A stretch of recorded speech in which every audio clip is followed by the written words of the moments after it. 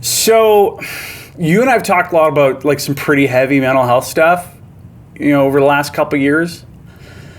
That's one of the things that of all the things I've done in my life, I count that as the most important and the thing that I appreciate the most about the relationship that I hope we have. But this last, right about now, has been a tough time for me, especially looking back on where my life was at a year ago. Dr. Hinshaw in one of her briefings said something that really kind of hit me, and I had to pause and take a sec. And that was that the Alberta Liquor Control Board has seen demand that they've never seen before, which is totally understandable. 100%, I get it. But the kind of flip side of seeing that number kind of really upset me personally. Because I've never told you this, but I'm an alcoholic. Not like the kind of silly sort of Barney Gumble, Mr. Gumble, this is a Girl Scouts meeting, sort of way. But yeah, I'm a straight up booze hound, dude. And that's okay. Just kind of flash forward back a year ago. On June 13th, I have no recollection of doing a show here at all. I know it was the night the Raptors won the championship. I know based on my phone receipts that I ordered a large amount of booze to the radio station while I was working. And I know I took an Uber home. But that's all I remember from that night. And the next morning, I was actually thankfully on my way to therapy. You and I have talked about that a lot. And I got a text from Shauna asking me if I was drunk on air that night. And I wrote back, no, of course not. Well, I wouldn't do that. And then on the way to my therapist, I stopped and sat. And we have the ability at X to kind of go back with our phones to listen to our shows from the night before. And I was wasted, dude. I was gone. So I went to therapy. I broke down. I got a text from Boss Man saying we need to talk. And I sat into his office and I broke, man. I broke real bad. Spoiler, I didn't get fired. Which is obviously such a gift, but yeah, I needed help. And then I kind of went back, and even the weeks and months before, I'll level with you, I would guess I was drunk or at least half in the bag for most of those shows. I'd show up here at 6:00 or 7:02, and my show started at 7:05, and I was half in the bag.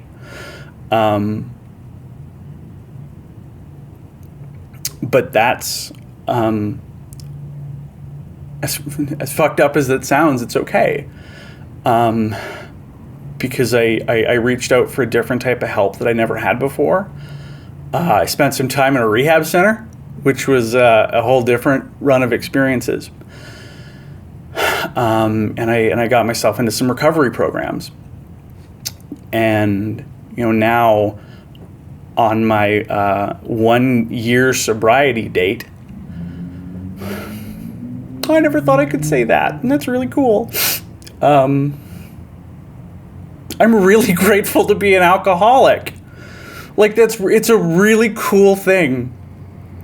Because I do have a sense of clarity that I never really had before, and I do have a sense of understanding of myself that, yeah, it never gets easier. God, yeah. I never had before, ever. And it was really telling, because after it all happened and I came back from my 1 week suspension, and I remember Boss Man saying this is ingrained in my head, and he said, I'm worried to let you back on the air because you're the show that has the least supervision. So you still have a job, but your thin ice is basically vapor. And That's scary, because the one of the things I love most in this life is getting to be here and getting to be here with you. And the thought of losing that, losing my family, losing my life eventually, because alcoholism will kill you. It may do it slowly, but it'll get you. Was too much. So I did reach out and I did get some help. My therapy switched very drastically from being like, oh, what's wrong with your brain, to, hey buddy, you're a drunk, and not the fun kind. And it's cool. It's really nice. I don't know if I could have handled this pandemic if I was still drinking. There'd be a lot of nights of me sitting at home alone by myself, just pissed, because I didn't want to feel the emotions and feelings I had. But that was a year ago. I made a lot of jokes on my show before about like, you gotta go out and do the booze. And that shit was killing me. But getting help and telling my family, telling the important people in my life, that's life-changing. I know, especially now with like bars and stuff opening up again, it feels like, and I don't know if you're in this place where it feels like all there is in society is to do and drink and go out and party and do whatever. And I have been given such a gift that I've kind of learned it doesn't have to be that way. I don't know where you're at. I have no idea. If I would imagine, like most people in this world, you are able to drink safely. I'm not. And so this message isn't for you, to be honest. It's for, the person that stops at the liquor store, like on their way home, and grabs up a pint every single night and maybe cracks it in the car like I used to. This is for the person that has been hiding bottles of gin around the house so your family doesn't see it like I used to. This is for the person that thought that, thank God it's Saturday because I can start drinking at noon instead of 4. It sucks. It really, pardon my language, it really fucking sucks.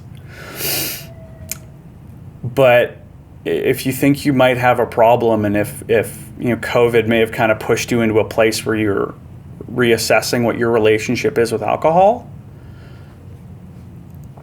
I reach out.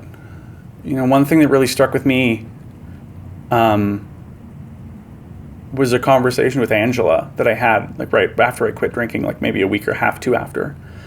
And she said, I was getting to the point where I was worried and wanted to talk to you. And I love her for that.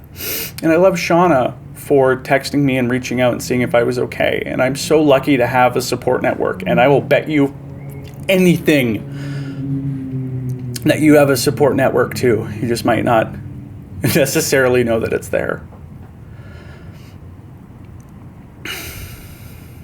It's hard. It sucks.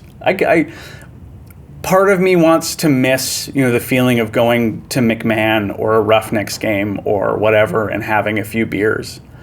But I know the path that it takes me is not a good one.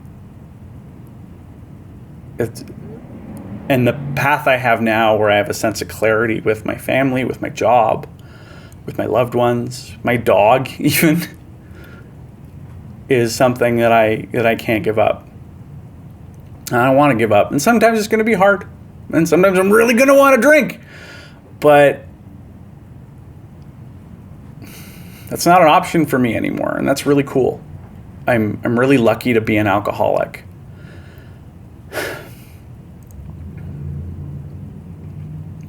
If you're in a rough spot, it's okay. Don't beat yourself up about it. It happens. But there's a path out if you want it. If you need some help, and whatever that happens to be, it's going to be okay. So yeah, I'm Graham. I don't drink anymore because I can't, and that's I don't drink anymore because I don't want to. I don't drink anymore because it'll kill me.